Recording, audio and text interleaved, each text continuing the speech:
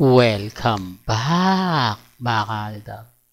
Update na naman po tayo ngayon para kila Main Paul Carson at Richard Paul Carson. Sa ngayon, napakarami pong komento ang nababasa natin, napapanood natin, nakikita po natin. Di po ba?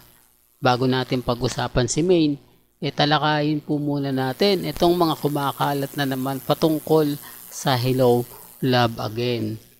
Kumbaga, yung mga nag-comment sa akin, yung mga nag-react na alam daw po ni Sharon Cuneta na totally nanliligaw po daw si Alden Richards kay Catherine. Sinabi niya lang na kung sakasakali na nanliligaw, masaya. Doon pa lang masasabi nyo na ayaw man pong gawin, napipilitan si Sharon Cuneta na magsalita about kay Catherine at kay Alden. Bakit? Kasi nga po, strategy talaga ng Kapamilya Network yan eh.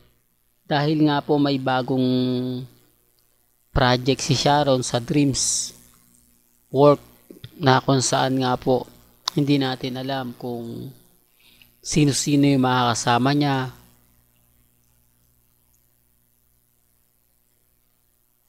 Pero siguro napanood nyo naman po sa TV Patrol ang naging interview ni Sharon Cuneta. Halatang halata po na pinipilit ng ABS-CBN na mabanggit talaga sina Catherine at Alden Richards. Sabi ko nga po sa inyo, taktika po ito o strategy po ito ng ABS-CBN para pag-usapan, para mag-click.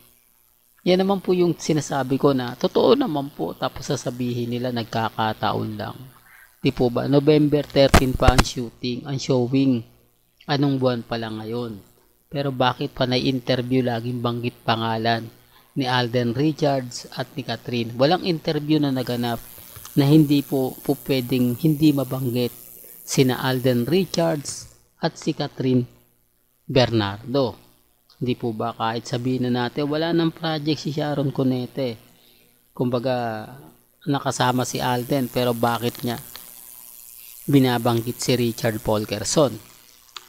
Doon pa lang mapapaisip na kayo na parang may mali. Di po ba? Pero part ng showbiz yan eh. Ganyan talaga siya showbiz. Kaya nga po nag-react si Robin Padilla.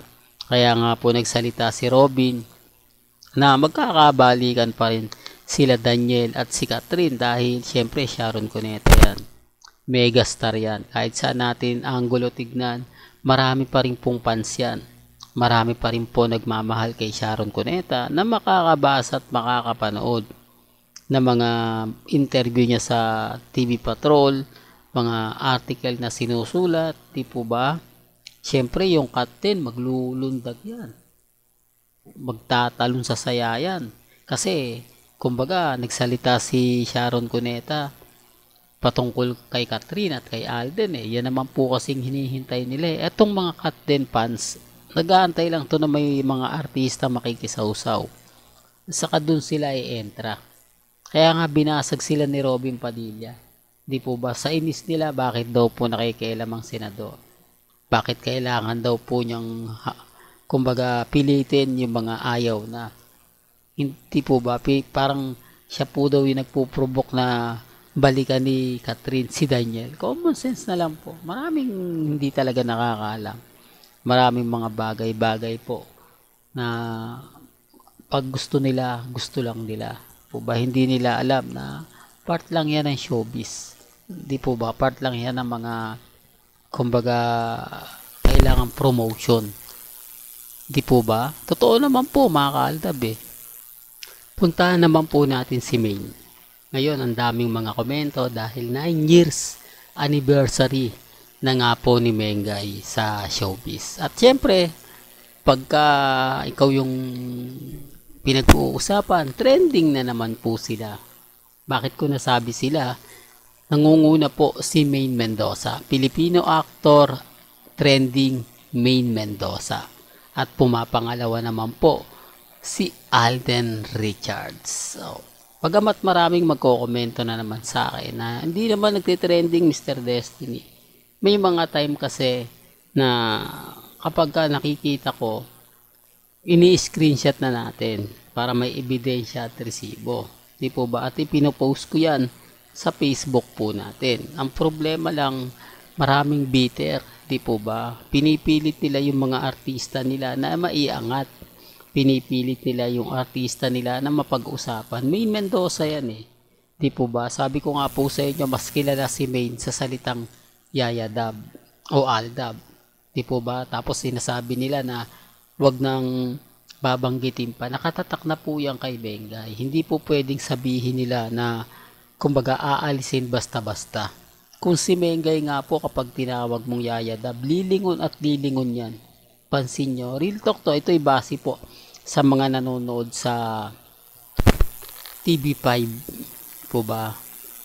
Kahit nga po sigawan mo lang siya, basta't pag marinig niya, talagang naandun na pa rin po eh. Kaya sabi nila wala na nga po raw, hindi na nga po raw pinapansin. Huwag kayo maniniwala dyan. Kasi totoo naman po yung mga ina-update natin. Hindi lang po nila matanggap. Gaya nga po ng kumbaga celebration. Di natin alam kung sino-sino nga po ba yung mga taong nakapunta dyan sa loob mismo ng Sofitel Hotel. Di po ba? Dahil private nga po yan. Although makita nyo naman po, sa tingin nyo pipicturan. Kaya mali rin po yung mga sinasabi nila. Eh kung makikita nyo Mr. Destiny, bakit napakaraming tao ang nag-booking sa Sofitel Hotel? Bakit walang photos, walang picture? Kung celebrity ka rin, at celebrity at mga politiko at nakita nyo yun, ang sasabihin nyo lang nakita namin eh. Hindi po ba? Pero hindi naman nila po gagawin yan. Kasi alam po nila na private. Kaya nga private yun eh. Hindi po ba? Sa tingin mo, yung mga artista, kapwa artista, pipicture nila yung mga naandun sa venue o sa private hotel?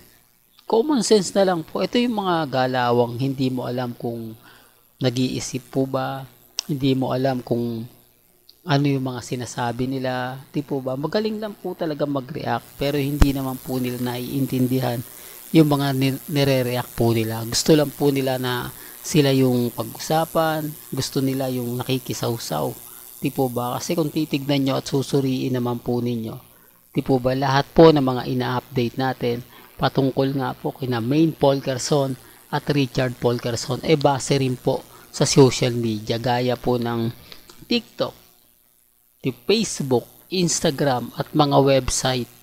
Di po ba? Well, hanggang dito na lang po ang ating latest updates. Kaya kung gusto nyo pa po ng pinaka-latest at sariwang update, abay tumutok lang po kayo dito po sa channel ni Mr. Destiny para updated po kayo sa mga latest at sa mga bagong video po na ilalabas po natin maya-maya lang. Hanggang sa muli, salamat po sa panonood at pakikinig.